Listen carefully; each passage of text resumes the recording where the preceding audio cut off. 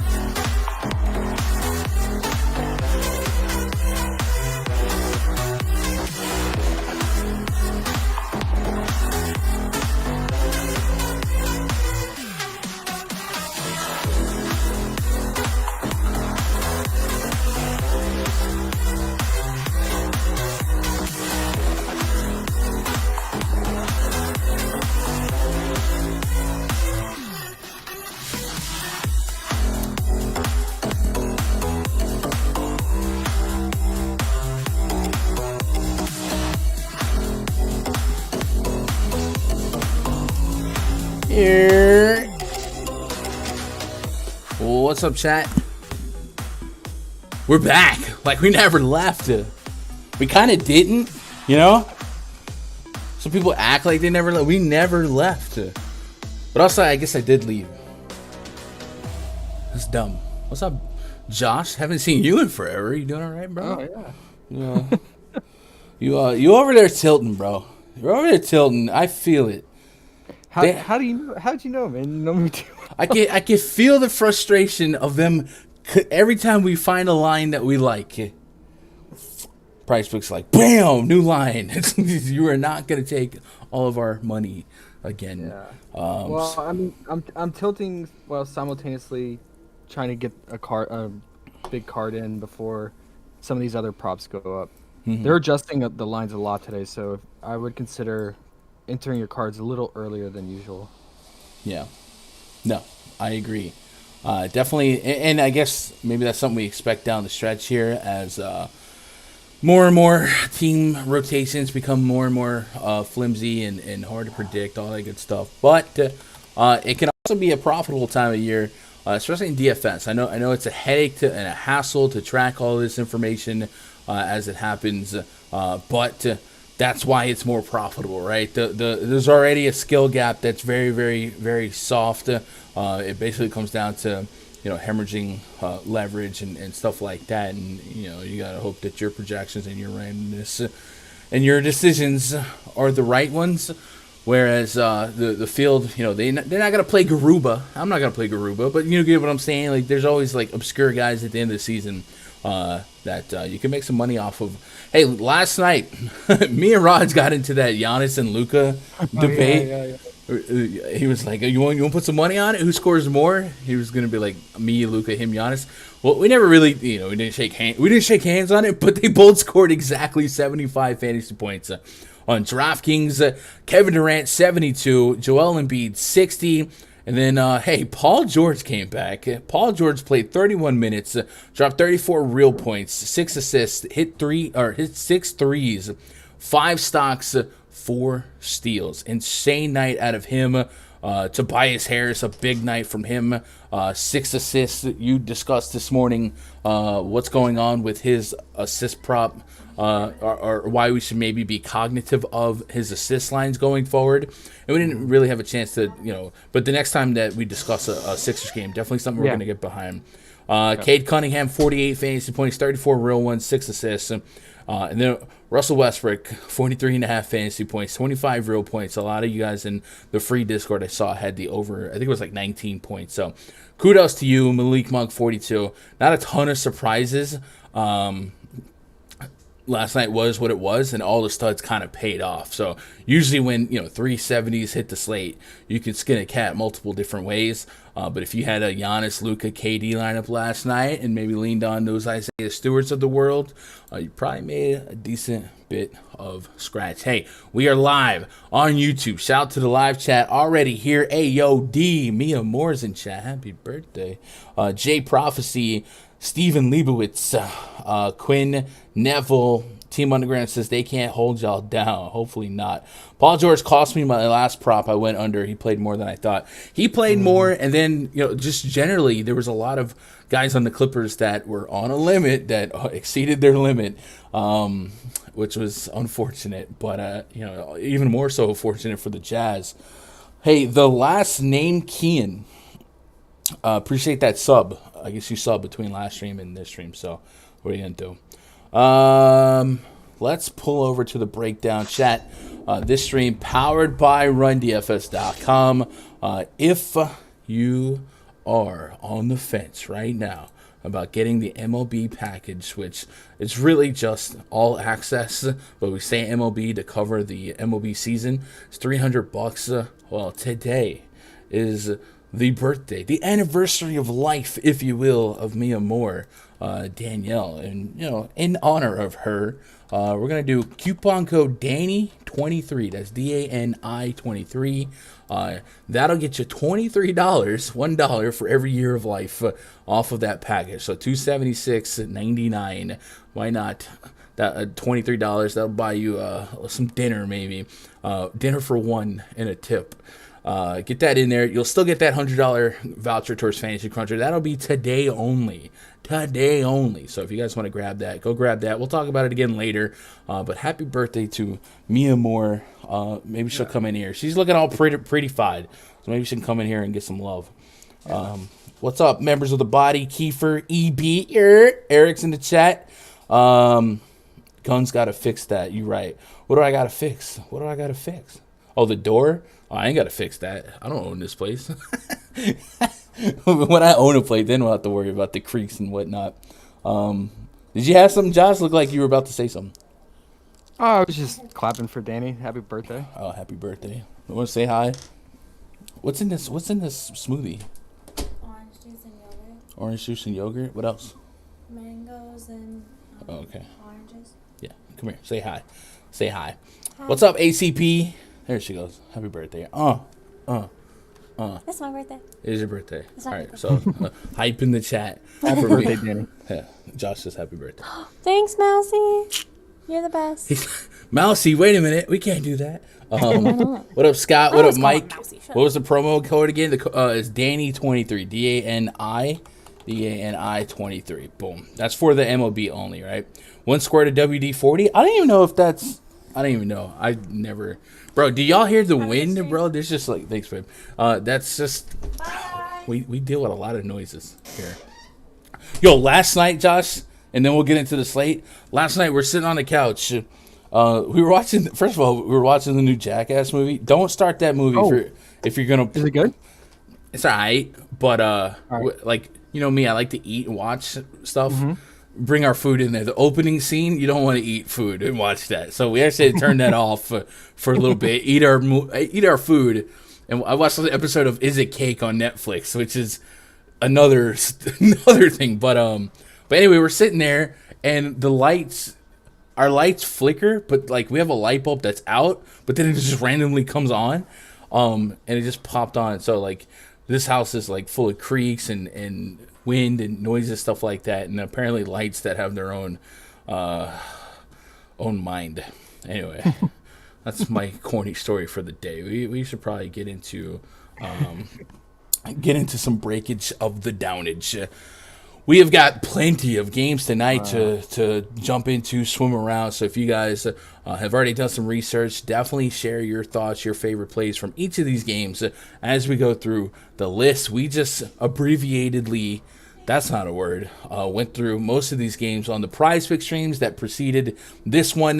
And then we're going to go with a little bit of a deeper perspective. But hey, if you're here from the PrizePicks stream, and you just hear us talking FanDuel, DraftKings, stuff like that, feel free to chime in with a prop question. You know, we were all-encompassing here. But Mavs are at the Cavs. And the project starting five for the Mavericks, Luka Doncic, Jalen Brunson, Reggie Bullock, Dorian Finney-Smith, Dwight Powell. Taking on Darius Garland, Isaac Okoro, Karis LeVert, Larry Markkinen, and Kevin Love. 214.5 total, 2-point spread in favor of the Dallas Mavericks. Notable absence, Spencer Dinwiddie out. It is a back-to-back. They've been managing him. And then Rondo, Jared Allen, and Evan Mobley out for the Cavs. Now, right now, I got Kevin Love in the starting lineup, and that's what we saw in the second half of that last Cavs game. But I do have this horror flashback of them starting Ed Davis this season. I don't know if that's an option, but they did it.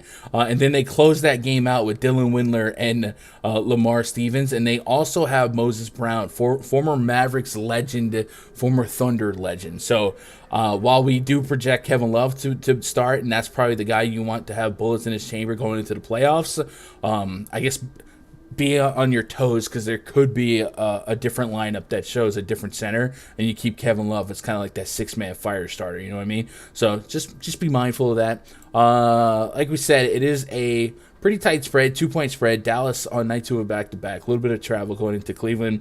But there's no Spencer Dinwiddie, so we do like the thought of Jalen Brunson picking up a little bit more of the scoring load. Yesterday, we saw Davis Bertans be pretty efficient. Luka and Jalen Brunson were really the two names that stuck out to me.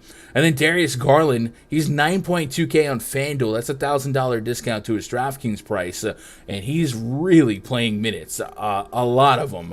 40 minutes is not an outlandish expectation game to game right now.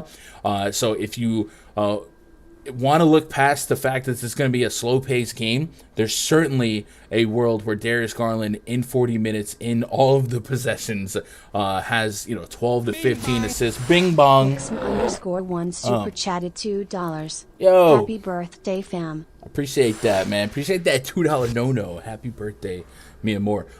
Even in a slow-paced game like this, Garland could play enough minutes to usurp any hesitance we normally would have based on the pace of the Mavericks here. So I do like the thought of Darius Garland. If Kevin Love started, I mean, at 5,300, that's unavoidable. Bro, do you hear that? It's like God's teapot is ready. Like, it is bad. It's going through the window. Karis LeVert has started. He is no longer on a minutes restriction. And Larry Markkinen, 6K, 6.5K on DraftKings, 5,900 on FanDuel. All this is our lines are our price points that I can attack and get to. But I don't have a lot of high expectations, but I think from a true ceiling output, Love has a ceiling in DFS that's worth getting some exposure to. LeVert here and there, but especially Darius Garland, he has true 50 fantasy point potential at 9,200. And then Luka Doncic and Jalen Brunson. If you can get Doncic in a spot where he plays full-on fourth quarters, and it's a 2-point spread, every single time I'm going to get a 60 fantasy point projection or greater, and it only helps that Dinwiddie's out. It also boosts my confidence in Jalen Brunson. So is that kind of your take from this game? We're not going to get overexposed to the first game on the docket with a 214 total, but there is spots that give us big minutes and big units, big usage and big upside. Would those be the four names you take away? Garland, Love, Doncic, Brunson? Yeah. I mean, Dinwiddie being out, yeah, that's big, and yeah, the Cavs defense is really regressed, and so is their offense, though. I mean, they're struggling to put points up lately. This second half of the month, I think That's my only concern. Yeah, the pace and just the low score would be the only drawback in this matchup. I mean, with Mobley being out, yeah, Kevin Love can get some buckets for him and be effective offensively. But do you think the spread should be higher with Mobley out? No, I mean I think I think Love is fine. Love, if Love gives up a little bit on defense, he takes it a little bit more on offense. You know what I mean? So I think it's more of a neutral, or maybe a lateral impact when you think about defense for offense. So maybe 2 points is a little generous, especially for Mavericks on a back-to-back with some travel without essentially their six man.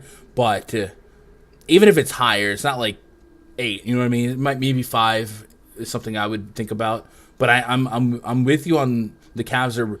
The perception on the Cavs is probably that they're better than they are right now, and we've discussed this in the PrizePicks stream. Their defensive rating is not great lately, and they had all that hype on them in the first half. And if you did miss the PrizePicks stream, we'll do Cavaliers defensive rating. Let's go last 30 games. I think it was like it's 113, which would be the worst in basketball, I believe, right now on a full sample size. Josh, do you hear this wind? Do you hear it? No? Okay. Bro, I swear it's like coming through my headset, like through it. The worst defensive rating right now is like 116 for like the Rockets, the Blazers. So 113 would be right up there as like a top 6 poorest defense. So maybe the pace is kind of offsetting that, right? Having one of the slowest paces in all of basketball, you don't really get to see the 140 points allowed, the 130. But their defense has not been playing at the level that it was touted in the first quarter of the season when they had Allen and Mobley and 3 7-footers in the lineup and Ricky Rubio, guys like that. So it is an attackable spot, I think so. And then Garland, as great as he has been from a fantasy standpoint and assist rate, he has got one of the highest turnover rates as well, or turnovers per game.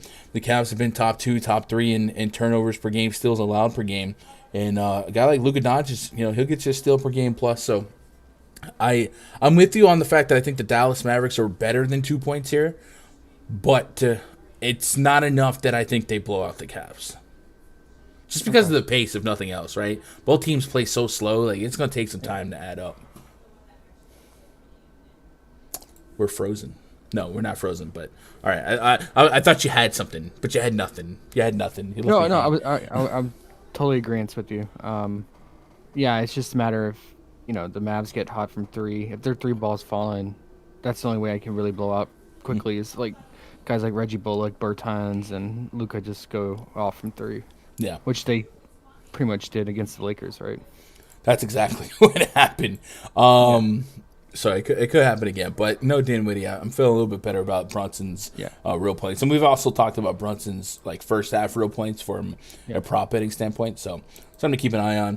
All right, next game on the docket: Nuggets at the Pacers. Project starting 5 for the Pacers: Monte Morris, Will Barton, Aaron Gordon coming off a huge game against the Hornets. Really, it was a huge first half. He kind of settled down. Simmered down there, AG00, the second half. And then Nikola Jokic for the Nuggets here. Up against the Pacers. The Pacers have been really, really short-staffed. They got Tyrese Halliburton, Buddy Hield, Justin the Andersons got tickets to the game. How'd they get tickets? Or Justin Mr. Anderson. No, okay, we'll stick with the tickets to the game. I don't think you, Josh, you don't watch wrestling, do you? Yeah, I did back in the day. All right, Mr. Anderson, remember that one? Oshae Brissett, Goga Batadze. So Oshae Brissett, he's got some news to watch. Nonetheless, we've been putting big minutes on Tyrese Halliburton, Buddy Hield, and kind of going from there. That front court has been almost figuratively, but literally a carousel of who's injured, who's playing, who's not. So let's see if we can pull up the Indiana news on what we might expect from the front court here. Goga is questionable with a right foot. Oshae Brissett is questionable with lower back soreness. Isaiah Jackson questionable with a headache. He came off that concussion protocol and then got a headache. They signed Reggie Perry, or no? Didn't Reggie Perry go to like the Blazers or something? I don't think he's on the team. But I'll double check. Maybe. Reggie. Why do I feel like Reggie Perry signed to the Blazers? Maybe I got that wrong, but they have Reggie Perry listed as a Pacer. Reggie Perry's been ruled out for them against the Cavs. Oh, I guess so. Or okay, he was on the Blazers. I don't know. Either way, I'm not playing Reggie Perry. And then Dwayne Washington is questionable, and I guess Malcolm Brogdon is questionable. But I would be stunned if he plays again this year.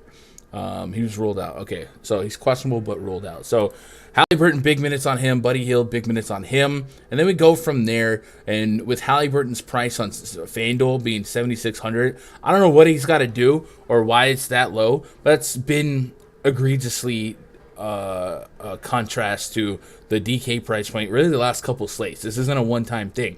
So basically a $2,000 difference between FanDuel and DK makes him a way more viable FanDuel play for me, even though I'm not getting a massive projection on him.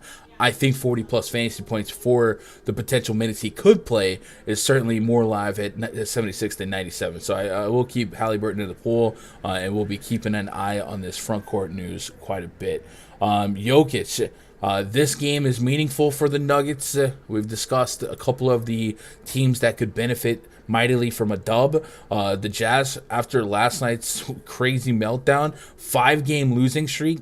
The Nuggets have the same win-loss record as the Jazz, so they would jump the Jazz with a dub here, and then the Mavericks would be 1 to 2 to 3 games ahead of them, depending on how tonight goes, and it's just a 2-point spread.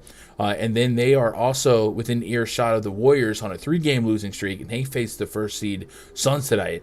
Essentially, what I'm trying to paint is a picture that the Nuggets have a path to becoming a top 4 seed in the West, and if the Nuggets can get home court advantage, that's a little bit more significant than the average team because of where they play in the altitude. So, reason for the Nuggets to come out here and try to win this game. 9.5-point spread. They should win this game pretty mightily, but we've certainly seen the Nuggets not be juggernauts, and you've seen the backup Thunder team kind of scrap at them for a bit on more than one occasion. So with that said, Josh, Nikola Jokic, I got him for 64 fantasy points if he can get to this 34-minute projection.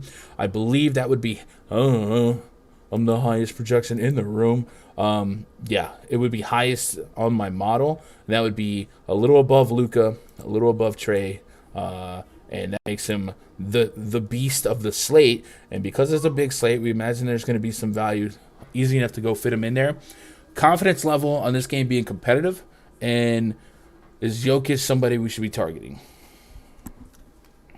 Yeah, I said the other day when I was breaking down the Nuggets Hornets game, I said this matchup against the Hornets couldn't get much better for Jokic unless he was playing the Pacers.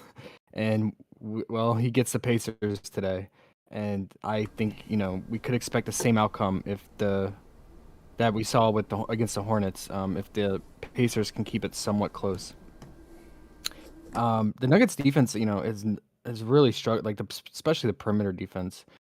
They struggle against guards. So Buddy Hield and Halliburton, there's potential there for them to thrive and keep it close.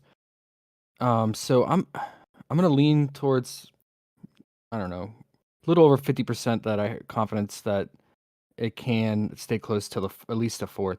If you think it's not going to stay close and it's over by the fourth quarter and the starters don't touch the court, then that's huge for Bones, Highland, and Boogie. Yeah, they'll play pretty much the entire fourth quarter.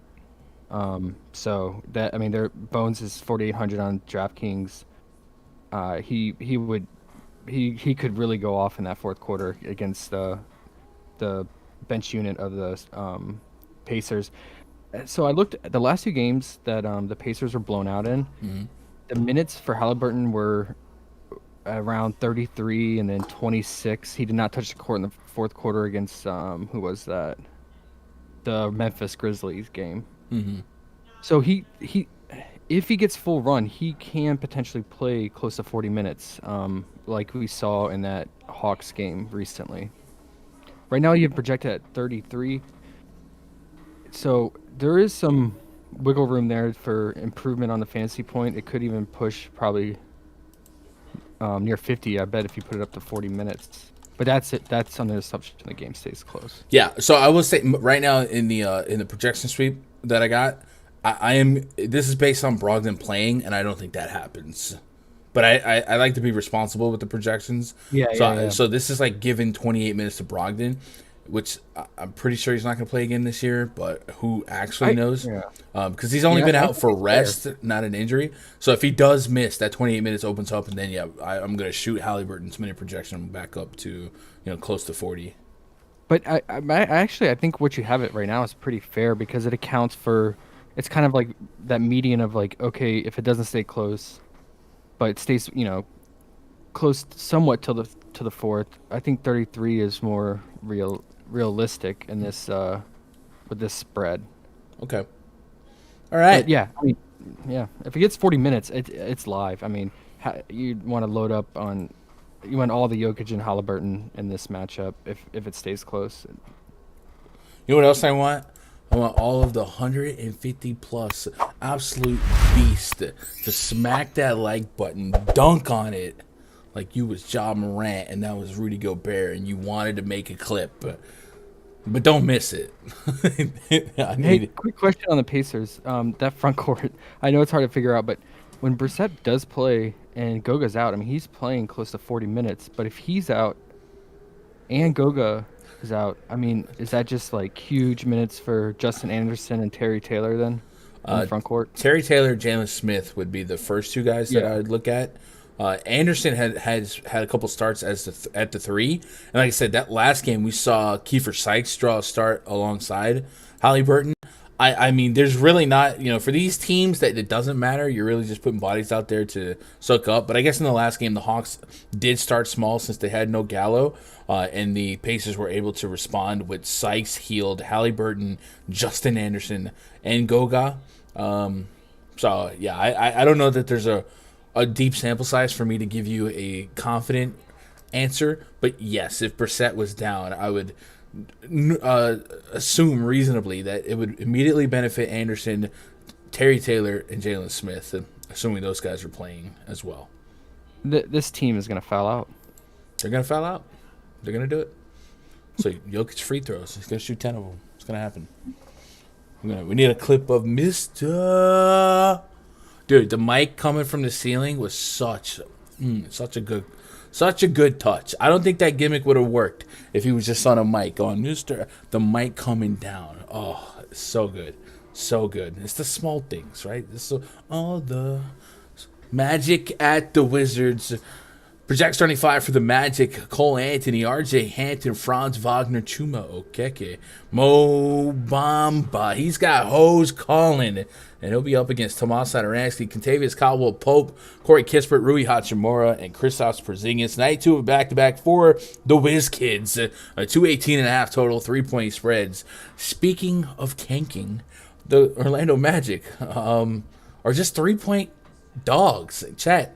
Am I crazy? Am I overrating the Wizards here? Or is 3-point spread mean what is Porzingis' status? And there's nothing out there, but it just seems super light for a team that really doesn't want to win. And we discussed it on the PrizePicks show, but nothing makes sense for Orlando, right? 2 games ago, they fight down to the wire with the Kings. They go to overtime. Their starters go out there. They play their butts off. They close. They play all the overtime. Bamba, Keke, this starting lineup today. And then against the Cavs, another, close game in the fourth quarter. They shut it down. Fourth quarter, we don't get those starters back. We close out with Admiral Schofield, Jeff Doughton, Ignas Brazdeikis today. Oh God, stop it! I swear. I'm just saying, like I don't know what to believe that what the Magic are even doing. They're a team that benefits more from losing than winning right now. 3-point spread. What are we doing? I don't know. It's so fishy to me. So I'll probably let myself stay away from the Magic. I'm not getting extreme projections from anyone. It is worth noting Jalen Suggs, Wendell Carter Jr. out for prop betting. We're might going to like first half props, so maybe like a Mo Bamba, something like that. Franz Wagner we mentioned as well. But it's hard to trust these SOBs, so I'm probably going to stay away on this big of a slate and hope for the best. On the Wizards side, they are not out of it, but they're getting close to being out of it, right? They are 32-43. They basically, 7 games? They're done. They're donezo. Porzingis has played recent back-to-backs. He's under 9K here. Would be a spot where he could project well. I got him for well over 40 fantasy points. I think the guy I'm digging here is Tomas Satoransky. He's been pushing upwards of 30 minutes in his last 3 starts. Last night, him and Ish Smith kind of split down the middle, with Ish Smith getting a decent run himself. And they've all but pushed out Raul Neto to the DNP and back end of the bench. So Satoransky, if we're looking for some value, I can probably get behind him. And then for fantasy, it should be noted that Denny Avdija is on some type of tear right now, man. 30. You want 30 fantasy points? He'll get you 30 fantasy points. It's been a stretch now, 3 games in a row where Denny's just coming out here and doing a little bit of everything. Rebounds are at a pretty high clip. On the season, he's averaging 5 rebounds a game.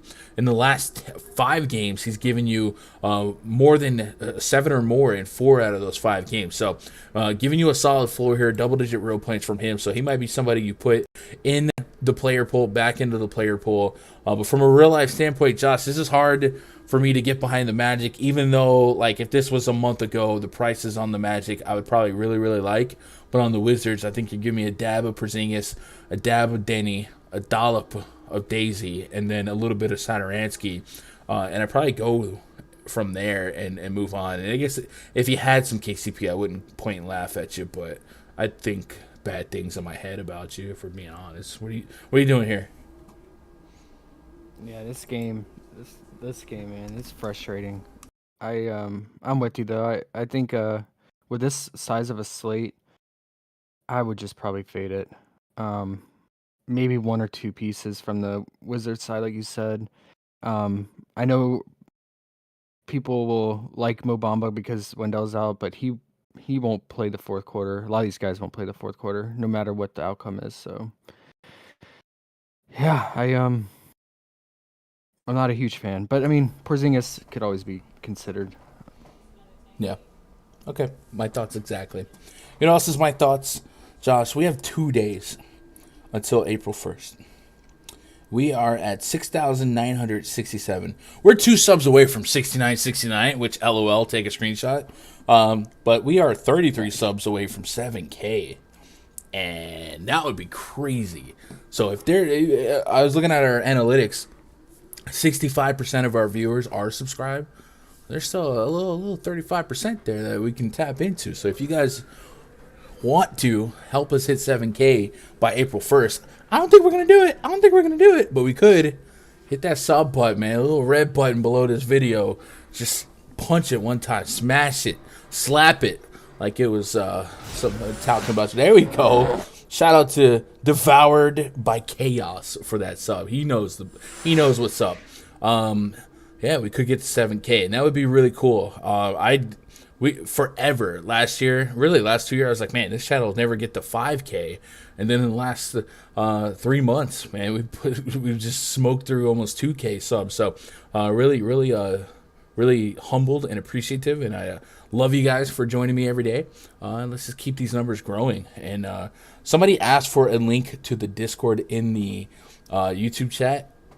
If you could tag Danny in it, I don't know if she's listening, but she'll do it for you. If you tag her, she'll drop an invite to the Gundecker Gaming Discord. All right, let's move on. Oh, another one. Clement Gerard. Appreciate that sub. Welcome to the channel, man. Miami Heat at the Boston Celtics. Next game on the docket. So this is a game that is meaningful for real life. I'm really not sure how confident I'm going to get to attacking this game from a fantasy standpoint, but let's talk about it. And as always, let's get hunting. Hey, that's DFS for you when these type of ugly games at face value on surface, they end up turning into like the nuts Yeah, game. I would say in DFS sometimes two negatives equal a positive, especially for defense. Like, Yep. and how often do we see the two defensive teams just get in a shootout? So it wouldn't stun me at all. Project starting five for the Heat here: Kyle Lowry, Max Strus. We saw Duncan Robinson not start last game. Jimmy G. Buckets, PJ Tucker, Bam Adebayo taking on Marcus Smart, Jaylen Brown, Jason Tatum, Grant Williams, and Al Horford. Robert Williams, what did he do? Tear his meniscus? Not what you want. And then Jaylen Brown, Jason Tatum. I think these are lingering Q tags from them resting that Raptors game. I'll get to the bottom of this. But this is essentially for first place, right? Yeah, they're both probable. Looking at the Eastern Conference standings, the Heat have 48 wins, 28 losses. The Celtics 47-29. So if the Celtics won this game, I guess that would mean they are tied with the Bucks. I don't know who has the tiebreaker there. And then this is how wide open the Eastern Conference is. It's decided right now by 2 games between 1 and 4. Heat, Bucks, Celtics, Sixers. So Celtics and the Heat could mean a lot. If the Heat, get a win here, this game means essentially double for this race. But the pushback here is we're not actually convinced that anyone wants this number 1 seed because of the Brooklyn Nets being down here lurking. So I'm kind of hoping they all just like, can go to triple overtime and tie? Where's Donovan McNabb? Can we do this? I think we're all hoping and praying for 76ers to match up with the Nets here in the playoffs. After yesterday, it's a little less likely, at least not in the first round. But from a meaning standpoint, Heat and Celtics definitely mean enough that if you think that first seed means something to either one of these teams, they should come out here and they should play deep minutes and they should try to win. This front court for the Celtics definitely looks a little bit different. You might see Grant Williams, Al Horford. You might see Daniel Tice get thrown in the mix here. We've seen them in the past, stretch out Tatum a little bit to the 4 and maybe run a 2-guard set, something like that with Derek White. So a couple different options for the Celtics to throw out. We haven't seen a game since that Williams injury for them to develop a plan of attack. So something to keep an eye on. All together, though, it is, if we go pull up that team metrics chart in the RunDFS.com NBA VIP spreadsheet, these are 2 of the slower-paced teams. The Celtics have a pace rating of 96.5, and the Miami Heat have a 95.9, so 2 of the slowest-paced teams in all of basketball. And defensively, Boston's the number 1 defense in basketball. Miami top 6 as well. So we shouldn't expect a lot. We shouldn't expect a track meet, nothing like that. But I guess at these prices, we could consider an 8K-ish Jimmy Butler on both sides. Bam Adebayo, same thing. This front court gets a little bit more porous. And then on the Celtics side, you mentioned on the PrizePicks stream that it looked like the public was interested in Jason Tatum real points. But at 96 on FanDuel, 10.5K on DK, I don't think I'm going to be that interested, although I'm not getting like a terrible projection, almost 50 fantasy points. But I'd probably rather use that money as a down payment on a brand new 2022 Nikola Jokic or something like that, and maybe spread it out a little bit more. So I do think, generally speaking, I'm going to be very low on this game, if at all there, on a big slate. I'm going to love the Kings and Rockets. Would that be something that you adopt here? Because I don't even think we were really on this game from a prop standpoint either, right? Maybe hero first half, never again, right? I don't know. Yeah. He's broken right now. Yeah, I mean, so the public liked Jason Tatum so much that the line is now moved to 28.5. It opened at 26.5, and it's all the way up to 28.5 now. So in the prop world, they think it's going to be a great game for the Celtics side, but yeah, projections for the Heat are definitely a lot lower, and for good reasons, because it's the Celtics defense. Although they do take a big hit with Robert Williams being out. He was their, you could say, like safety or rover in the defense, pretty much manning that whole huge portion of the paint and surrounding area. So guys like Bam might have a little bit easier time in the paint, but yeah, I mean, I'm curious. I see what the ownership projections are going to be for this matchup. I assume the people are going to stay away from the Heat for how bad they've been playing and the matchup. So maybe if you get some leverage and you go with the really low own Jimmy Butler or Bam, if they are going to be that low owned, and for a large GPP to get different, I could see it. Yeah, I'm in agreement there. I do think I'm going to be pretty low. I do think when I say low, I mean no core plays in this game. But as I make 100, 150 lineups, I'll probably check off Jimmy Butler at this price point. Probably set like a 10% ceiling on him if you follow falls. A little randomness there. Same with Bam Adebayo. Like I'm getting 40 fantasy points. Those stocking stuffers fall. And then on the Celtics side, I'm a little curious in Al Horford's price. Being 6K, 5'9", maybe a little bit more solidified minutes here. Grant Williams is kind of like Tony Snell, right? He's not somebody I'm expecting to do a whole lot here. So I might have a little Horford in the back end. And I don't know if they give us a little bit of a lean on what they might do with Daniel Tice maybe. But he has been priced up. So I'm going to have some of these guys in the player pool. So if you see him in the streets and I'm in, top of your top 10 or for some reason and I got like Al Horford, don't let me make it. I just mean there's no core plays out of this one for me, and I'm just gonna kind of be hesitant here. But if it went down to the wire and we got extra innings, I wouldn't be stunned. Hornets at the I was just gonna say it's gotten so bad for Jimmy that in the prop world that they have a 3-point prop for him at 0.5. Bruh. He just made 3 yesterday. Which almost ties like the amount he's made the entire month. He made 4 an entire month prior to that game. That's just incredible. Hey, you know what's incredible? This free Discord that we have for Gundacker Gaming. Yeah, we have the premium one for RunDFS.com, but this one's free. You guys don't have to do anything but click the link that's in chat, click the link that's in the description below. And today, just today, Bob Bickerstaff, Payne, Kess, J Hustle 1, Jamie Giant, Edasp, Leroy Chop Chop 95, TD Baker, Tevon 22, Tay Nuke, Ziggy, Raid, DFS Gur, Miami Heat, the Miami Heat joined the Discord. Say chat, Adam, Lucid Dreams, Emperor of Sandman. You guys can be in this free Discord, and then check out the main chat, the screenshots, the prize picks and props channel. This has been the most active one because a lot of you guys are coming from the prop world. But man, I'm just I'm still humble. Like last night, I'm sitting on the couch and I look over it, and this chat's just going nuts with you guys chopping up like second half, late pick stuff like that. So to be able to cultivate a community. It means a lot to me, and it also means a lot that you guys are bringing the vibes that I wanted in this one, right? There's a lot of gambling-based Discords that get very toxic masculinity, and you post screenshots or you got a $5 bet and you made $20 and they'll laugh at you because you're going to play. Nah, that's not here, man. We want everyone to do good. So no matter what your a walk of life, if you're balling on a budget or you're a millionaire, and we've got millionaires in our Discords too. Shout out to ABP. You're welcome there, man. I want to see greatness. So you guys join that. Keep those vibes where they're at, or you'll get the heave ho. I had to kick one person the other night. The first person we kicked. But it wasn't really because of the toxicity. It was just a little sus. So let's talk about the Charlotte Hornets going into Madison Square Garden and taking on the New York Knicks. Project starting 5 for the Hornets here. LaMelo Ball, Terry Rozier, Miles Bridges, P.J. Washington, Mason Plumlee taking on Alec Burks.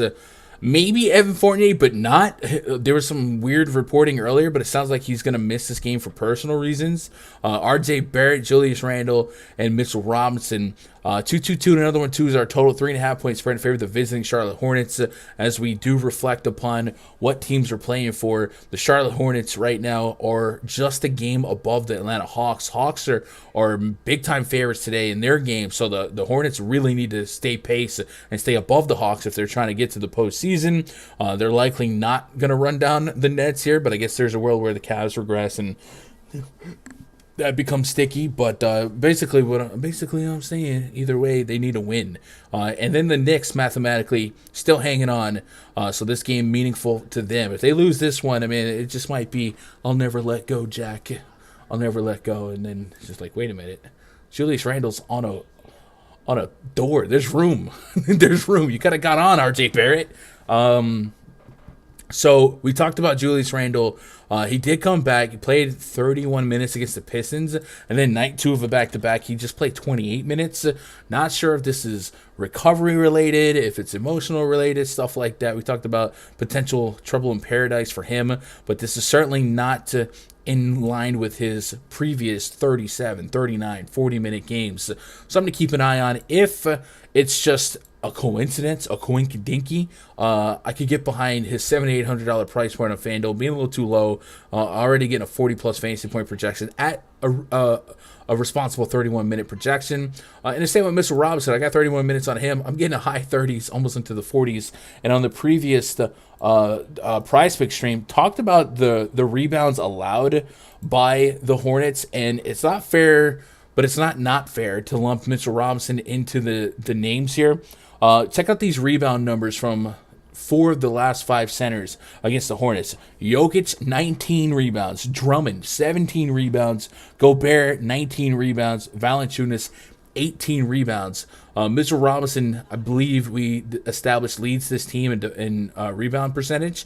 So it's a spot where Mitchell Robinson might turn some heads today with a ridiculous amount of rebounds. It could be like 15 rebounds, 3 blocks, and 6 points, something like that, So I do like the thought of him for DFS. And then RJ Barrett, I definitely don't mind getting behind him around AK on both FanDuel and DK. I'm getting a really nice 40-plus fantasy point projection there. And then Alec Burks, I'm getting a really nice fantasy projection there, especially if we remove Fournier from the mix, because they could go like Quentin Grimes, stuff like that. But we've been seeing some minutes out of Burks here. 42 against Chicago, 33 against Detroit, a couple 36s in the mix. If you're going to get 30-plus minutes against the Charlotte Hornets, you're definitely live to do well. And if you're going to spread around some Evan Fournier shots, probably 10-plus shots there, plenty of threes. Alec Burks has been chucking threes, 5 to 10 threes in all of his last 6-7 games. And the Charlotte Hornets certainly run out of pace and play porous enough defense that they'll allow you to hit some threes.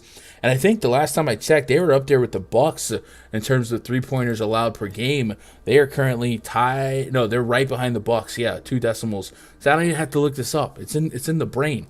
So it's a great spot to target them with 3 points. Alec Burks at 6K. So I do like a lot of this game. The Hornets, I don't want to over-trust the Hornets just yet. Because they had a big stretch this season where game to game, it was a Rozier game, a Miles Bridges game, you know what I'm saying? But LaMelo Ball, to his credit, has put together a really nice stretch in this recent campaign, including a game against the Knicks, a week or so ago, where he dropped 53 fantasy points on 30 real points. We've seen him drop 20 real points or greater in 4 straight games, including the Utah Jazz and Denver Nuggets. So LaMelo is finding a really nice stride here. So I guess I would put him at the top of the podium of Hornets I want to target tonight. And then I'd probably look down at a guy like Terry Rozier, under 7K on FanDuel. And then we're still getting enough minutes on guys like Miles Bridges and PJ Washington that if you want to put him in the back end of the player pool, I'm not going to talk you down from it. It makes sense. So do you agree with most of that, Josh? I do. One thing I was curious about is if Fournier is out. I know he was upgraded to questionable for personal reasons, but if he is out, did we? I forgot. Did we run a on-off query on that, or is there not enough sample size? I mean, I'll do it for the sake of doing it. I think it makes Quickly interesting, because he would probably get the biggest minute boost. I assume him and McBride. Quentin Grimes, stuff like that. Yeah. No, Grimes is out. He's been out, right? Oh, wait. Why am I thinking Quentin Grimes, though? Are you sure? Yeah, Grimes is out. Why am I saying... Maybe it's because I typed him out. It's Quickly. Yeah, Quickly. It's a great spot for Quickly if Fournier's out. I just want to see the usage bumps. I don't think there's going to be any type of one-to-one sample size because Julius Randle just recently started missing games, and then in the first half there was the Kemba Walker experiment. So I'd probably think we'd have to go off of just what we know.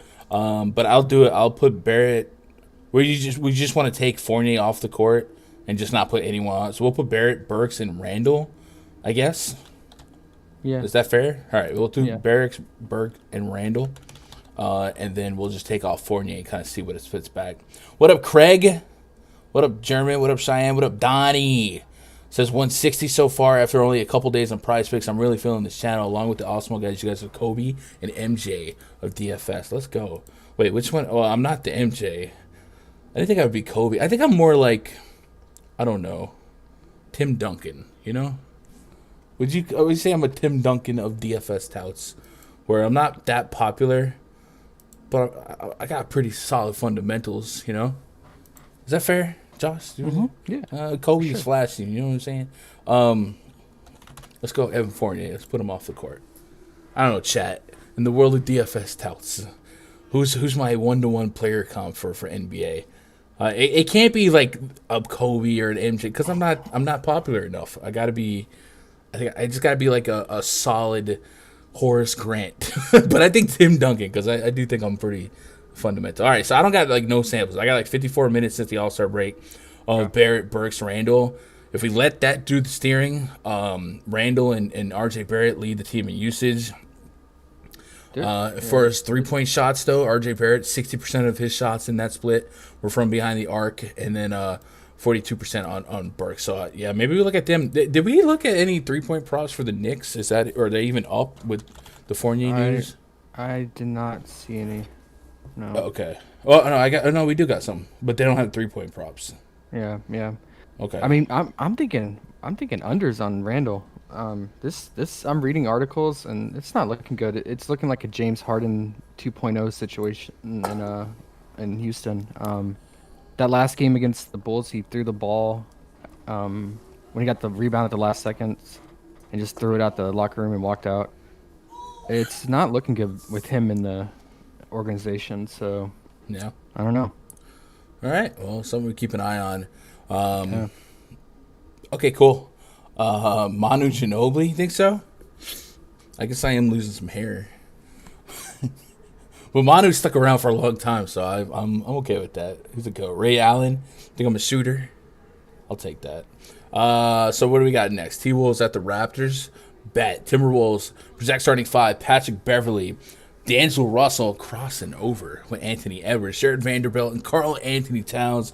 The Big Cat. Ernie Ladd taking on Fred VanVleet, Gary Trent Jr., OG Anunoby, Scotty Barnes, Pascal Siakam. 229 our total 3-point spread in favor of the home team, Toronto Raptors.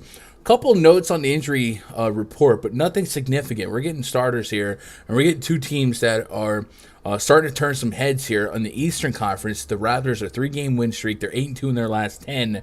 And there is a path for them to get in that top 4. And if they had home court advantage, you get customs, you get vaccination requirements, all that good stuff. And then on the Western Conference, the T-Wolves could, I guess mathematically, could get to a 4 seed or better. It would be a stretch, but mathematically they could. So they still have room to go forward. I don't think that happens, but I will say the Warriors are going in the wrong direction. The Jazz are going in the wrong direction. So there is some room for somebody to go steal a 4 seed, maybe even 2 teams to go steal top 4. So we'll keep an eye on that. With that said, these are 2 teams that are definitely going to play in the postseason and probably get full-on run here. And we have a hard time predicting who does what with the usage being as spread out as it will be. We are getting a low price point on Cat. We've discussed Cat being top 3 in the league in fouls per 36, and I think that's a stat that's not really getting appreciated. Bing bong. Dennis Brown super chatted $5. You're definitely Dennis Rodman. Dennis Rodman? Okay. 20 rebounds, no buckets. All right, I can see that. But then that makes me feel like I have a freaky social life, and I don't. I really don't. Maybe but I get that. Doug says Boban Marjanovic because you destroy the slate when you play, and you're a super nice guy to everyone. Let's go. I'm with that. So Josh, I think both teams are going to be kind of hard to predict from a pre-flop standpoint, and this is one of those we appreciate ranges of outcomes, who could pop, and we let our mass multi-entry ownership equity just kind of play those ranges of outcomes. I think Cat is one of the largest ranges of outcomes to be a great play at 8,900. I'm already getting about a 50 fantasy point projection. And then on the Raptors side, very, very, very hard to predict. But as Nick Nurse has shown us throughout the season, a healthy Raptors team means very little minutes for the bench. And at these price points, Gary Trent Jr. under 6K can get to 30 plus. Pascal Siakam is on a ridiculous tear right now. Even Van Vliet has a little bit more of a value on his FanDuel price point than his DK price point. As long as they don't play my mixtape in the stadium, you should play the full game. And for aesthetics here, I'll show you guys this query we did. Most fouls per 36 this season in NBA. We'll do it. And you see Karl-Anthony Towns, and I think we said McDaniels was up there as well. Jayshawn Tate, who might pick up some ownership tonight, number 1 in the NBA with 7.3 fouls per 36. Jaren Jackson Jr., he has that rep. We know that. But Cat, right up there in fouls per 36. And I really don't hear that a lot when people talk about Karl-Anthony Towns this season. They play an aggressive, physical style of defense. And that's Jared Vanderbilt, that's Patrick Beverley, that's Cat now, that's Taron Prince. So something to keep an eye on. But if he can stay out of foul trouble, Josh, would you agree that he has probably the highest ceiling on the T-Wolves? Yeah. Okay. For sure. Just that foul trouble. Yeah, I mean that's why if you open his game log, it's not going to look great the last few games because all 3 of them he was in early foul trouble and missed out on a lot of minutes. So, I expect him to probably be low owned in this slate, and another good way to get different. Especially if he goes for 50 or 60 at this lower ownership on FanDuel at 8,900. Yeah. I mean, this game has a healthy implied total, and it's only a 3-point spread. So the potential is there for a shootout and good game. Mm-hmm.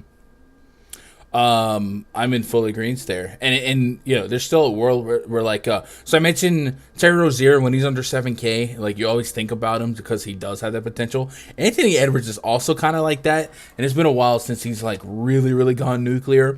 But on that FanDuel price point, there's a path to success there. Last couple games, 16, 14, 17 shot attempts, and the peripherals are there as well. A little bit more.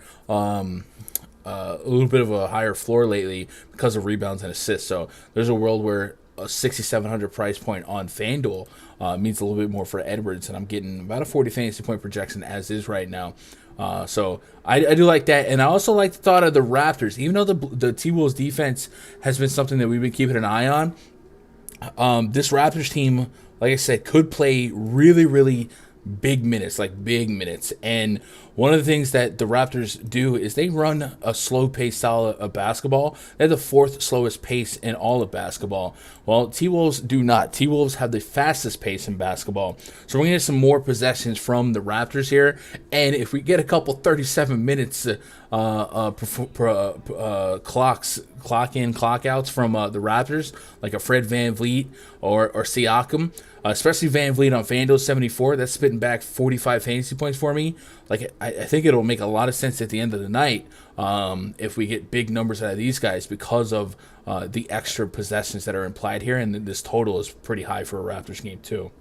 Yeah. I mean, the weakness of the T-Wolves definitely is in the paint against athletic bigs. We saw Dwight Powell go off, various other fast athletic bigs like.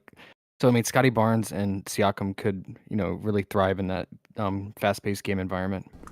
Yeah, and maybe shoot some free throws, something we were talking about on the PrizePicks show. Yeah. Speaking of which, speaking of that, Sato's prop went up before he could enter. The assist prop. Yeah, dude. I saw that you said Steven Adams' fantasy point went to 18 first half. Yep. Is this full game still 31? The what? Is this full game fantasy point prop still 31? Yes. That's ridiculous. You're getting taxed. That is ridiculous. What are you going to do? But speaking of the props, this just keeps standing out to me. This Cat 40 fantasy point. I mean, it's 5 less than his season average. Mm-hmm. I think adjusting to the matchup, it's not great, but the athletic, lengthy Raptors in the interior but it's Cat. I mean, he can find a shot on the outside. What do you think? I mean, do you think it's too risky for prop betting with his foul propensity, or I mean, it's just you haven't projected for 51. No, I think that 10-point gap, 11-point gap, that's enough for me to act on. I mean, you know what I mean? Like, why do I do projections if I'm not going to act on them? And if we're going to get that big of a gap, I'll take. By Arizona Drama, D'Angelo Russell is 55 on FanDuel. That's really doggone cheap.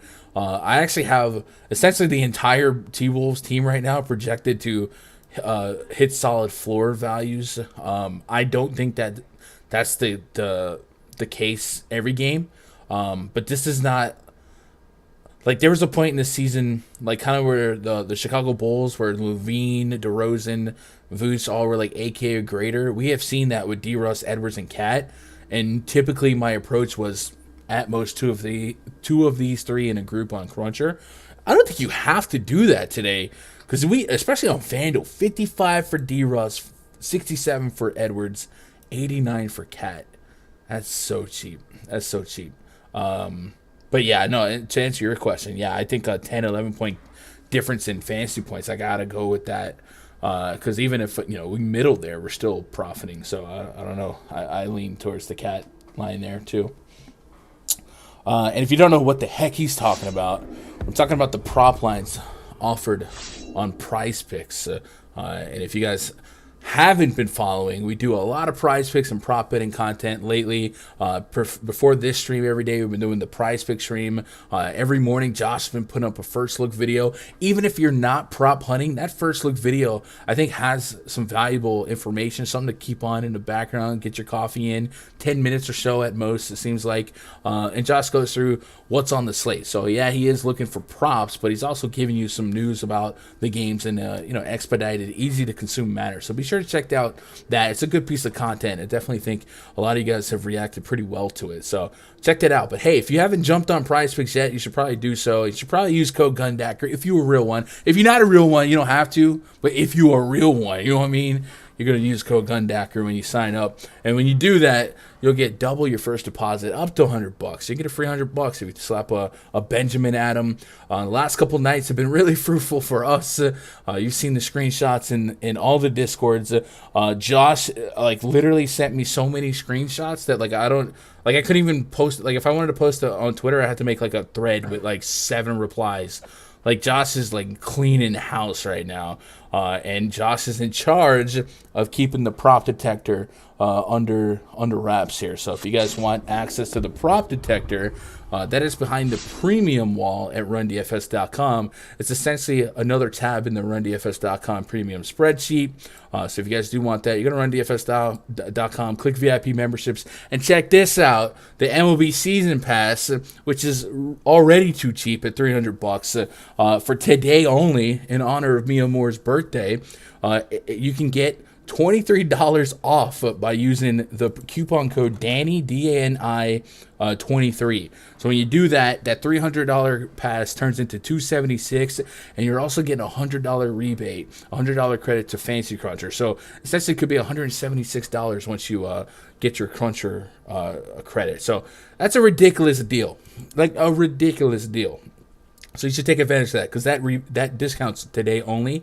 But if you just want a week pass, something like that, all that's available. After you sign up, click VIP portal, get into the premium Discord. And today, for the YouTube channel members, not the subs, although we might show some love to the subs, but the channel members, those of you guys that have the fancy G next to your name in chat, there's a channel in the free Discord. I know this can be confusing. The free Discord right here, the YouTube members, those of you that have become a member of this channel and linked your Discord account to your YouTube account, guys like Gifo, Hunryu99, Tone Loke, you guys will get the full prop detector. And then we might do our core picks or something like that for the free guys, because you guys have been absolutely crushing it, and I love you guys. You guys are the best. What up, Earth to Air? High winds, possible storms, internet might be a little wonky. Yeah, it looks like it says I've been streaming for 17 minutes, which I know ain't true. So I'm guessing at one point I lost connection and it came back. They're making sure Adams goes under now. Yeah, Matt, that's unfortunate. They are definitely sharpening their lines. Hey, they're in it to make money too, but it is unfortunate. Gunbo Dakarov. So you think I'm Zach Randolph of DFS touts? See, I don't know, man, because I don't ever get beef like that. But I guess I don't know. What up, Ariel?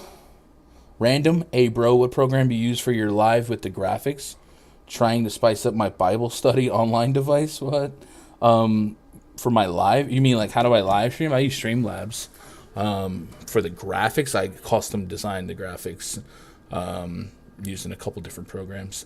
Hey, let's move on to the to the Kings at the Rockets. Project starting five for the Kings: Davion Mitchell, Justin Holiday, Harrison Barnes, Trey Lyles, Damian Jones taking on Kevin Porter Jr., Jalen Green, Garrison Matthews, Jayshawn Tate, and Alperen Sengun. Oh wait, no, he's unlikely to play. So you might get a Kenyon Martin. You might get a Usman Garuba, which it sounds like a Beach Boys song. I don't know. 229.5 star total, 3-point spread, favored the Sacramento Kings. So Kings without Fox, Sabonis, Terrence Davis.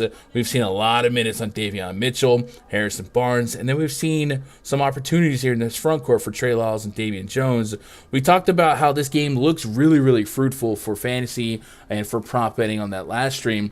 But there's still a level of concern with this front court. There's still two teams that really don't have something to play for. I do think you made a great point about them wanting to get all the look they can get out of Davion Mitchell so they can make some decisions for the 2022-2023 season. And that's kind of like the main guy I'm interested in. But because it is the Rockets, I have to have some interest in the front court guys, Trey Lyles, Damian Jones. I'm getting really solid projections on them. I'm getting solid projections on Harrison Barnes. But I understand that playing with this Kings rotation can be dangerous. So roster at your own risk. But this matchup should be really, really fruitful. And on the Rocket side, I shut down Christian Wood, Eric Gordon, and Dennis Schroeder for the season, so that should give us a safe floor in minutes for KPJ and Jalen Green.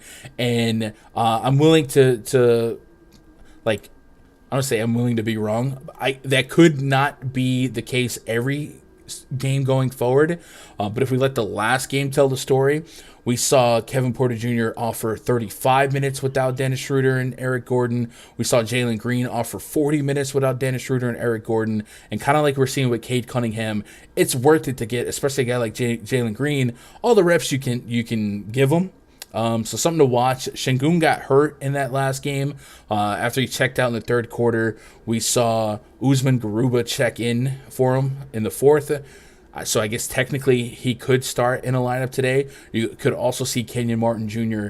Start as well. And if they went a little bit smaller in that front court, I fear we might see a similar scenario that we saw for the Kings against the Pacers, where Isaiah Jackson got a headache and they brought in Terry Taylor. Taylor's like 6'7", something like that, smaller, big.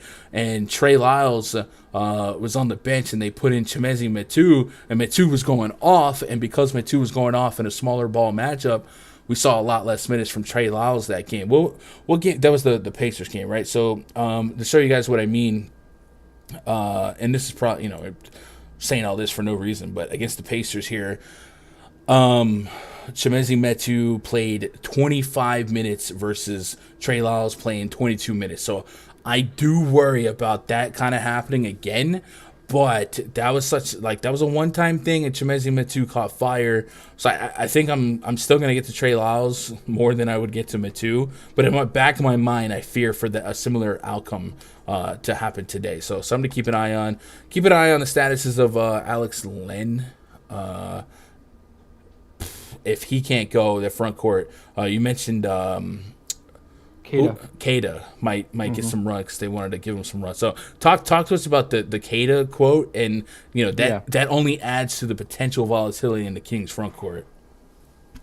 Yeah, so Alex Len was a DNP last game against the Heat, and I think right before that Heat game, Gentry came out and said, "Yeah, we're gonna give Kada more opportunity and run here towards the end of the season," because he was a second-round draft pick, so they want to see what they have in him. So I could see Alex Len being a DNP again today and probably get 15 to 20 minutes again from Kada. I guess as that backup center position behind Damian Jones. Um, so I mean, it is tricky to figure out the front court. But I just think like the matchup for Damian Jones is just too good.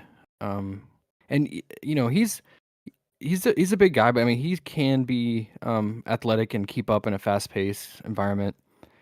I mean I just feel like he has no resistance. He should score at will. And Davion will look for him and go to him a lot in this matchup. So I like that pairing of Davion and Damian Jones. And then Trey Lyles, I don't know. It's so up and down with him.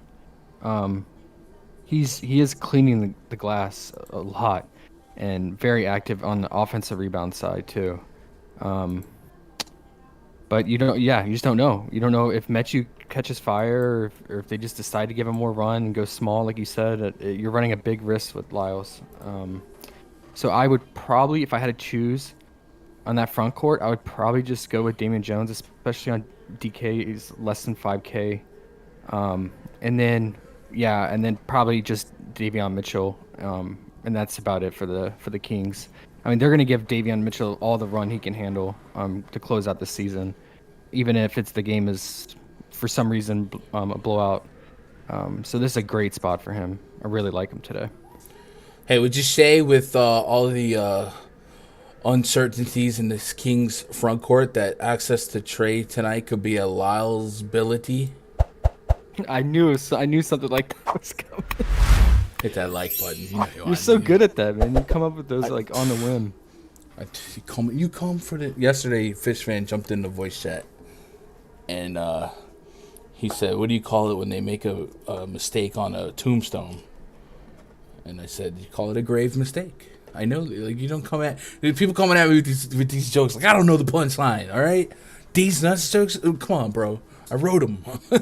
Yeah. Oh man. Oh, big night, dude. Huh? Sorry, I was gonna say. By the way, update the max entry on cards and PrizePick that have first half props on them is $100 now. You're kidding. I think it's just. Bro, I love PrizePicks, but man, It's been so profitable. It's the same thing like with sports books. When you start winning a lot and they start capping stuff, it's like, yeah, I guess they can do it, but man, it just feels like that's not fair. I mean, at least they give us the first half. They could easily just take it down for the end of the season. So at least it's still there. Dang, that's crazy. What up, OB?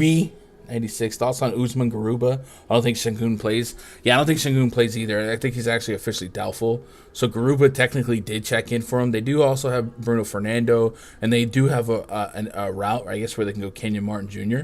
At the 5. So I truly don't know, but I don't know that. I think they go Martin at the 5 a lot. They like to give him a lot of run. They like him. Yeah. So is it $100 per card for first half? Or per player? Okay. If you have any first half at all on it, yeah. That's crazy. Why? What? They've just been getting burned by it. I guess, man, but that's just like, I don't know. We need this stuff to be whatever. All right, let's move on to the next game. I was going to, I don't know. Hawks project starting 5, Trae Young, Kevin Huerter, DeAndre Hunter, Timothy Luwawu, Cabarro, TLC. Hey, don't go chasing waterfalls. Clint Capella taking on Teo Maledon, Trey Mann, Aaron Wiggins, Alexei Pokusevsky, who's still waiting on that steal, by the way. Isaiah Roby, 229.5 total, 12.5 point spread in favor of the Atlanta Hawks. The Thunder last game, they had Trey Mann ruled out late in the day. So I guess keep an eye on his status. That would be the moving piece of news that we really weren't expecting that last game. He is questionable with a right hamstring strain. If he can't go, just more Maledon, and then like Vit Krejci could start. We might see some weird rotations, and then the Hawks are 12.5 point favorites. In terms of playoff seeding, the Hawks need to win. They absolutely have to win. This is a game they should win as 12-point favorites. But we have certainly seen some spots lately where the Thunder kind of stick around longer than you expect them to. So maybe you get more minutes out of the Hawks than you expect to. Without Gallinari in this lineup, without John Collins in this lineup, I think we can lean on Capella a little bit more, and then Trae Young and Kevin Huerter a little bit more. We're just wrestling with do we get 4 quarters out of them? But it's also one of those spots where you really can't take chances. You can't let them melt down like Jazz and the Clippers happened. So sometimes you just leave your foot on their neck and wait for them to stop breathing. So that was graphic. What do you what are you thinking about this game for Hawks and Thunder? The Thunder are, I guess Isaiah Roby has been popping off lately. Pokusevski, somebody we like. Fortunately for us, for a DFS standpoint, their price points are becoming a little bit more reasonable. And by that I mean you actually have to think about playing them or not playing them. But the Hawks still don't offer like a great defense. They're still bottom 5 in defensive efficiency. So not a bad spot to maybe target them with the Roby, with the Paku, with the Maladon. But the full stack is definitely a little less likely to hit, especially if Trey Mann did play. But what are your thoughts on Trae Young today? He's going to cost us amongst the most on the slate if we want to target him. He's up there with the Jokic's and the DeJountes of the world. But he has 60-plus fantasy point upside, and then Clint Capella in that front court. You might just see him and Okongwu splitting some run, and Capella showed us that he could be a big contributor for fantasy. Lots of stocks, especially against this Thunder matchup that has been bleeding, hemorrhaging fantasy points no matter who it is out there in the front court. Big games. Yeah. What do you like from Hawks and Thunder? Trey Homecoming, is he from OKC? Who? Trey Young. Oh yeah, Oklahoma. Yep. There you go. Yeah, I mean, this is a absolute smash spot for Capella.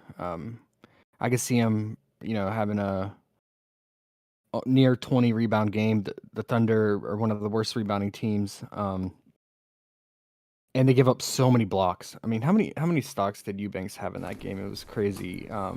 Just all, to every center pretty much.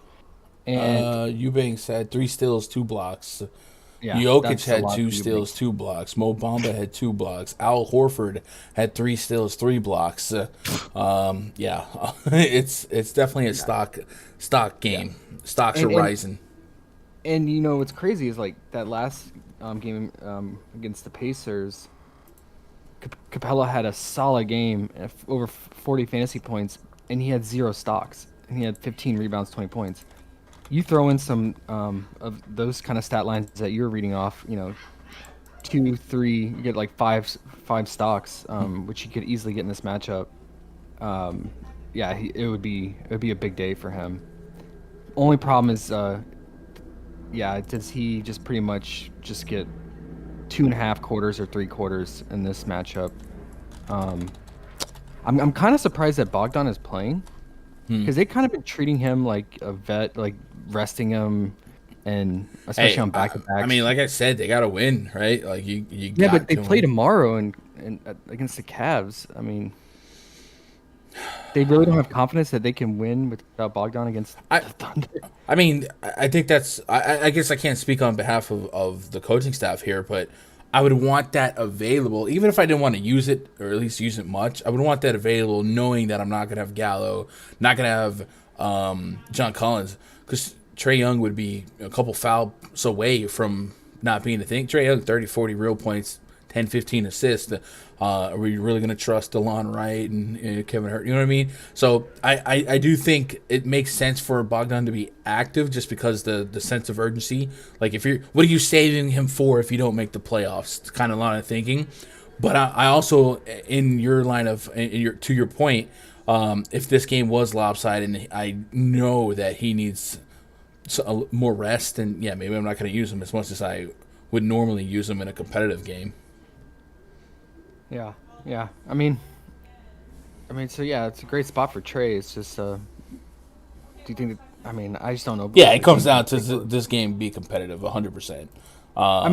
The Hawks, they've been up and down this year. You can't trust them either. Yeah, their defensive rating is god awful, and the Thunder, they're not quite Pistons-esque, where the Pistons are always like double-digit dogs and they hang around. But the Thunder have been scrappy. I mean, we were talking about that Nuggets game the other day where people wanted to stay away from Jokic because of how big the spread was, and Jokic destroyed the slate, and the game stayed closer. You know, some of these teams are too dumb to know they suck, and the Atlanta Hawks have a bottom 5 defensive rating in all of basketball. So there's certainly, and you take away the Capellas, the John Collins of the world, there's certainly a range of outcomes where the Thunder at least stick around within 15, within 16, and that's enough to keep Trae Young on the court. So I'm going to have some Trae Young. I don't think he's going to be a core play. I'm definitely going to have some Trae Young, though. Yeah. No, I'm with you on it. And, I mean, I assume Trey Mann, they're just going to I assume they're going to shut him down for the season. Because he's going to be a key reserve guy, reserve role going forward. So, I mean, Maladon, he could be in play. Mm-hmm. He's flash upside. And, yeah, we've always liked attacking, like you said, the Hawks' backcourt defense. And then Roby, he's flash upside, but his price has caught up to him. But, I mean, we've seen the Hawks get burned by centers this season. They're not immune to that. And Roby is a guy, he'll stretch out Capella. He plays from the three-point line a lot. Yeah. The upside's there. I'm sure the ownership will be lower on him. Yeah, because of the price, absolutely. You know where the upside's at? It's in that like button, bro. You click that like button, your upside of crushing tonight increases, and your floor of crushing tonight also increases. Your probability goes up. So if you're out there, you hit that thumbs up, man. I'm just saying you're losing out. It's negative EV to not hit that like button. We are at 68 likes. I think we can maybe push 100. We've been getting to 100 the last couple DFS streams. I believe in a thing called like. Memphis Grizzlies at the San Antonio Spurs. Project starting 5 for the Grizzlies. Tyus Jones, Desmond Bane, Dylan Brooks, Jaren Jackson Jr., maybe Stone Cold, Steven Adams. Can get you one board. What? It's WrestleMania weekend. It's going to have a stupendous game. What? DeJounte Murray, Joshua Primo, Devin Vassell, Keldon Johnson, Jakob Poeltl. Am I not Poeltl enough for the Poeltl Club? 234.5 total, 5-point spread in favor of the Memphis Grizzlies. Grizzlies, of course, have been metrically an incredibly great defense without Ja Morant this season, just smoking teams left and right. A lot of the big teams that they play, a couple asterisks there, but they did beat a fully healthy Nets. They beat a Giannis Antetokounmpo-led Bucks. No Drew Holiday in that game. So there's a couple asterisks here and there, but just, now we're at 20 games here, and they've been locking up. They've been clamping up. Now they face a Spurs team. Defensively, not great. Pace is going to be high. I have some reservations because the Grizzlies have been so good, but it's just a 5-point spread here, and the incentive to win exists. Hiccup. Western Conference. The Spurs, man, they jumped the Lakers for the play-in. The Lakers have a tough stretch. It sounded like the Lakers were trying to get AD back for Friday, I believe is what I read. So the Lakers might punt their next game, which I think is the Jazz. Yeah, they play the Jazz tomorrow. But, hey, the Jazz have been losing some games, so it's wide open. So basically what I'm getting to right now is that the San Antonio Spurs have to win. They have to keep winning. Every game is a playoff game for the San Antonio Spurs, whereas the Memphis Grizzlies are pretty nestled into that 2 seed. Warriors have been skidding, so they don't seem like they're going to pose a big threat to catch up. So the Spurs playing for their life. With all that said, knowing how good the Grizzlies have been on defense, Josh, DeJounte Murray has to lead the charge, right? He has to lead this team if they're going to make the playoffs. You want to trust. You want to believe into that. What do we do with this game? It's got a big total. We let Vegas tell the story and screw everything else, right? Yeah, I mean, like we said, like Memphis, their defense has been elite with Morant out. But I think you got to go back and look at the what are we on 20-game sample size now? They're 18-2. Mm-hmm. You got to go back and look at those games. Though. I mean, the majority of those games were against below average teams, losing records. It for sure. And then the teams that weren't were like some asterisk teams, like the guys out, key guys out, right? Exactly. Yeah. So I mean, they can't sustain this like ridiculous defensive rating below 100. And what I would also say is keep an eye on Jaren Jackson, because if Jackson can't go, he's certainly he's been in the conversation for Defensive Player of the Year. Yeah, and that might also lessen their defensive prowess. Yeah, no, I mean, it makes sense, and maybe the field has a bad taste in their mouth with Memphis because they've been blowing teams out and ruining fantasy potential a lot lately. So maybe it steers a majority of the field away from this game, and yeah, maybe you can just do a mini stack with this because if it's gonna stay close, it's gonna be Dejounte and maybe Keldon scoring from three a lot, and then I would probably say Pirtle would play a large role. And then yeah, for the Memphis side, in a shootout, you definitely want Desmond Bain. He's going to lead the team in shot attempts, and he racks up stocks too. Only problem with him is he does have a propensity to foul, as does Jaren Jackson. But yeah, I mean, Jackson's out. I think that could solidify some more potential for Steven Adams, and we've loved targeting centers against the Spurs this season. So, Oh yeah. it could be a big game for Adams. Right now you have him projected for 23 minutes. Do you think that goes up significantly? Yeah, so it's from a minute projection model. Memphis is a complete nightmare without Ja because Yeah. almost all their games are like blowouts. And Right. you're just seeing like more DeAnthony Melton, Colin Anderson, guys like that. Brandon Clark is back for him. And I don't think I have anybody at 30 minutes right now. I do think that if Jaren Jackson Jr. sits out again with this right thigh soreness and we start seeing revenge game slow-mo and stuff like that, I can open up these minutes a little bit more and start putting some humanistic touches on what we might see. But yeah, it's like if you have models that are built off of minutes from the last 10, last 5, your medians and stuff like that, the Grizzlies are a nightmare without Tom Moran for minute projections. But I could see Desmond Bain leading the team in minutes, 31-32. Yeah. I mean, Dylan Jones Brooks as is well. cheap. I think there's some meat on the bones with his price tag. Especially, I mean, FanDuel's 5,900.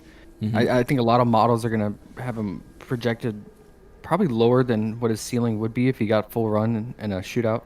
Yeah, I agree. Okay, so we'll keep an eye on that. What do we got? We got 2 games left, so I'm trying to speed it up here. Get you guys out of here within 13 minutes so we can get in the rundfs.com NBA VIP Discord. If you guys want to join us for the next couple hours, we're going to be in the voice chat in the rundfs.com VIP Discord. Check out the VIP memberships. Hey, Danny23, $23 off of this MLB season pass. We'll type it in chat. Coupon code Danny23. That's today only. And then once you do upgrade, and you can get the week pass, whatever. It's not 23 off of the $20 week pass, I'll say that. Then I owe you money, huh? Then click VIP portal, get a link to the Discord, link to the spreadsheet, and then jump in the Discord voice chat.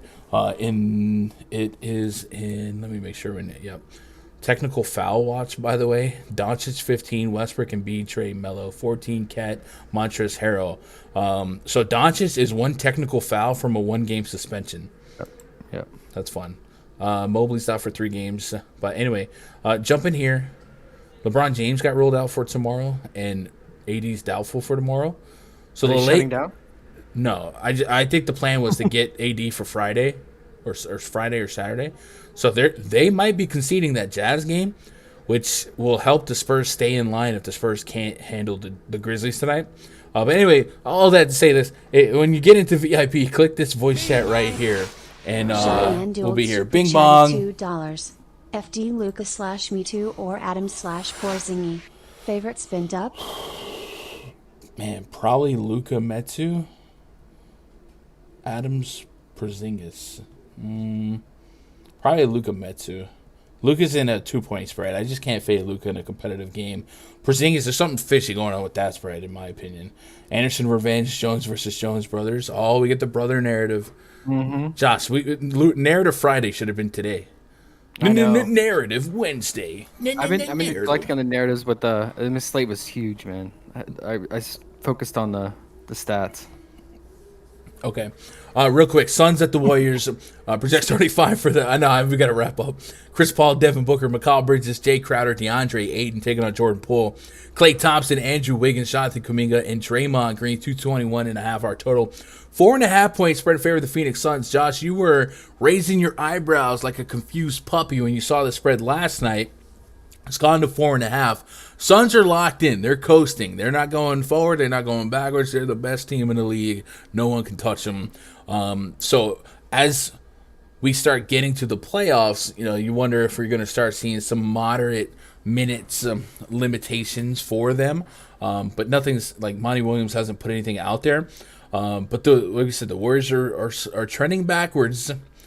So I guess talk through this game, talk to this spread. What don't you like about this spread? And are we fading this game for just about everything? Chris Paul, for prop betting, did have a double-double prop earlier, and he was implied for 10.5 assists and double-digit points already. So something to keep in mind. But what are you thinking here? And keep it fast. Yeah. Okay. The only thing I can think of is that Vegas thinks that maybe the Suns are going to start pulling back on the starters' minutes since they've already clinched everything up, the number 1 seed, or they think that since it's here in the Bay Area that Poole and Clay are just going to get hot from 3. I mean, that's the only way I can see it staying close is if Poole and Clay just go nuclear from the 3-point line. Yeah, and that's what they're going to do. They're both going to take 10+ threes in this game and try to keep it close that way. I just don't see it staying close, in my opinion. The Suns are just elite, and the Warriors are not very good right now. So I would be careful this game. First half props for prop betting, I like, especially Ayton. And so real quick, the double for Chris Paul. I want to point out that most of the sports books have him at 9.5 assists, but he's inflated on PrizePicks at 10.5. So it's a little deceiving. You're actually, maybe they adjust it and bring it down to 10, his assist prop, but something to keep in mind if you consider his double-double. But the Ayton in the sports book, his rebounds are at 10.5, so that would make a little more sense. Okay, yeah, I'm something to keep an eye on. Okay, so self-loathing Warriors fan doesn't think Warriors keep it close. So someone wanted us to look up in Discord chat. Someone wanted us to look up real quick if we have time. The assist rate for Devin Booker with Chris Paul on the court. Okay, so we're thinking Devin Booker under assist. It's a very popular bet today. All right, let's pull up Phoenix real quick, and we'll try and do this as fast as possible. And we'll start from the All-Star break, and then we'll go from there. And we will put Devin Booker on the court with Chris Paul. And this is that time of day where AMF starts to get a little bit slower, unfortunately. But we will do our best. What up, Arizona Drama? You like CP3? I will say CP3's price point's a little bit depressed. Is that the word? Depressed? That's dumb. Also, Ayton, you mentioned Ayton's rebound prop. Remember, Javal McGee is out. So I know Bismack Biyombo is lurking, but at least a perceptually safer floor in minutes for Ayton. Yeah, it looks like Chris Paul's assist did go up to 10.5 on the sports books as well. So they adjusted too. All right. Booker, Ayton on the court together since the All-Star break. What up, David Dulac? Hey, guys, you out there and you haven't hit that sub button, man, do it. If we can get to 6973, then tomorrow we need 25 subs. We're 28 subs away from 7K. So since the All-Star break, Devin Booker has just a 7% assist rate with Chris Paul on the court. But let's put a little bit more sample size and go since the start of the season. But I definitely get what we're thinking here is Devin Booker's assist rate is probably not consistent with the prop that's out there, because Devin Booker has had a big stretch without Chris Paul lately, especially around the All-Star break. On the season, his assist rate drops to 18%, while Chris Paul has a 42%. So the Booker prop itself for assist is 4.5. That's still kind of low. Still kind of low. He just had 10 assists with Chris Paul playing against Denver. And people are slamming the under at 4.5. Yeah, minus 140. Devin Booker assist by game log with Chris Paul. Let's go last 15 games on this StatMuse search. It's 2, 10, 8, 4, 5, 7, 3. It's all over the road, but I don't really Like, I don't it's just feel variance. great over or Yeah. under, right? Like, I probably wouldn't bet the over, but I also don't want to sweat the under. Yeah, I'd be careful with that. There's no context. It seems just random. Like if he's getting double teamed or something, he's dishing it out to a guy in the 3-point line or something like that. Yeah. All right, main event tonight. Pelicans at the Blazers. 14.5-point spread. Project starting 5 for I'm coming home. Coming home. CJ McCollum. CJ McComing home. Yeah. Hit that like button, boys and girls. Brandon Ingram, Herbert Jones, Jackson Hayes, Jonas Valanciunas, Brandon Williams on the other side, leading the Blazers with Keon Johnson, CJ Ellaby, Greg Brown, and Drew Eubanks. Forgetful Freddy was so forgetful that he drew a blank. 225.5 total, 14.5-point spread in favor of the New Orleans Pelicans. You like that one? Hey, Jonas Valanciunas is questionable, and then when it comes to the playoffs, the Pelicans, they want to win. Let's see, Western Conference standings. They are right there in that mix of teams, and I do believe they play the Lakers coming up, so that's going to be one of the most important Lakers games in a while. Looking at that Western Conference. So the Pelicans are one game above the Spurs. They should win tonight to stay there. They're likely not going to catch the Clippers. This race is going to come down to the Pelicans, Spurs, and Lakers. You know what's crazy? The Blazers are really not that far out of it. They're like 4 games back from the Spurs. That's ridiculous. But from a meaning standpoint, the Pelicans definitely want to win here, stay above the Spurs, stay above the Lakers. If they can win here, if the Spurs lose to the Grizzlies, who have been really, really, really strong, we talked about how I think the Lakers play the Pelicans. I think that's their next game. Yeah, it is. The Pelicans go to LA, and then that game means double. So a lot of implications there. With that said, the Pelicans should be able to beat the Blazers with or without J-Val. These two teams were part of that big deal for McCollum. Josh Hart was involved. Larry Nance, guys like that. We don't for sure know the J-Val news, so I don't want to over speculate what's going on here. But CJ McCollum at 8,300. I'm kind of interested. I will buy into a narrative here for a late night hammer. On the Blazers side, prices have adjusted. We're not getting free Drew Eubanks. We're not getting free Brandon Williams. Keon Johnson, Ellaby, Greg Brown, they're all volatile enough that I don't feel like I'm missing out on this side slate if I don't play them. What are your thoughts on this one? And do your best to wrap it up in 2 minutes. Yeah. So if J-Val's out, do you think that Hernan Gomez starts at the 5, or do you think they rotate in like Larry Nance and Jackson Hayes, kind of like a rotating front court? So I do believe Larry Nance is questionable as well. I thought he was upgraded to probable. Is he? Okay, then this is outdated. All right. Well, we've seen them start Jackson Hayes and Hernan Gomez, so I guess that is a potential lineup. This Blazers team is soft enough that I don't think you have to sweat the decision. Jackson Hayes could start at the 5 if you really needed to. And then, yeah, Larry Nance could fill a role here, and then Hernan Gomez as well. So I think it's possible. I think Jackson Hayes and Willie Hernan Gomez would be the most interesting because... And, yeah, I mean, because Hernan Gomez would get all the blowout run at the 5, I assume, right? I don't know. I think it's reasonable to assume that. Thank you, man. I mean, if that's the case, almost mid price. I mean, I would consider it. I mean, because this Blazers. I mean, that's going to involve some late swappage for sure, but it's worth it at 37. And I don't know what his price point on DK is. I guess I'm sure it's like near 3K. Guillermo Hernan Gomez. He's 3,500. Yeah.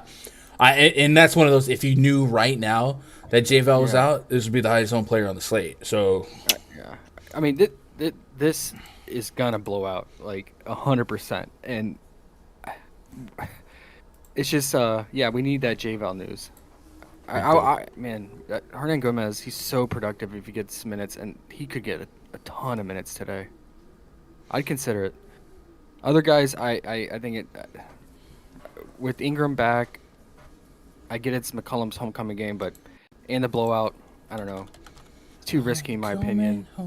And then Blazers, I mean, those good luck picking those guys today. But I mean, best believe I'll watch this game for sure. Of course you will. Yeah, yours. And, I like McCollum's first half point prop. Okay. It's at 12. Yeah. Play that little video for him. Come out. Shoot Gets a little high, 12 takes more points. shots. All right. But I mean, the only problem is Ingram is a black hole of usage, and if you only have a half of it, You let your boy have it. Come on. Yeah. Come on. Oh man. All right, let me get caught up in chat and then we will get out of here because we got a Discord to get to and you guys probably want to get to the deeper dive. So real quick, they added what? What did they do? Holy crap, they actually did it. What they do? They add CP3 or Capella? Is it Capella fantasy? Is that what he's marking out about? I don't know. My bad. what? I don't know. I don't know what Matthew's freaking out about. Julius Randle under 40 fantasy points. I probably wouldn't bet that against the Hornets. I'm still getting a 40-plus fantasy point projection for where I'm at. So I do have pessimism about his minutes. EB, who's your highest projected small forward in the 5Ks? That's a good question. Let me see if I can get you that answer real quick. If this is a DraftKings question, if I clear, and we'll go from 6, 5, 9, 5, 7, 5, 6, 5, 5, 5, 3, 5, 3, blah, blah, blah, blah. So highest projected small forward in the 5K range is going to be Harrison Barnes against the Kings. Trey Lyles is the forward eligible. Yeah, Harrison Barnes, unfortunately, is my answer. Ew. Is Ingram going to be on a minutes limit still? I can see them being very cautious with his minutes, especially considering that they should be winning this game pretty handily. So I don't know that there's a specific number attached to it right now. We'll have to do a little bit more research, but I wouldn't expect 40 minutes, especially since the game's supposed to be so much of a blowout. McCollum over PRA. I like McCollum's probably point prop. I'm with you on cutting it in half. Little narrative. Crowd probably cheer him. If J-Val plays, he's going to destroy it. I agree with that. I was just happy you guys addressed the Booker thing. That is all. Oh, my bad, Matt. All right. Hey, chat, we're going to head to that Discord, man. I appreciate your time. Look out for the first look video tomorrow. We're going to have a live stream again, the PrizePicks stream tomorrow afternoon, the DFS stream, and I might do a best bets video as well. So lots of content tomorrow as we get into the dog days of NBA, man. Hit that thumbs up on your way out. Make sure you are subscribed. I appreciate you making part of my day, be part of your day. Tell somebody you love them because I love you. Good luck. God bless. Go win some money.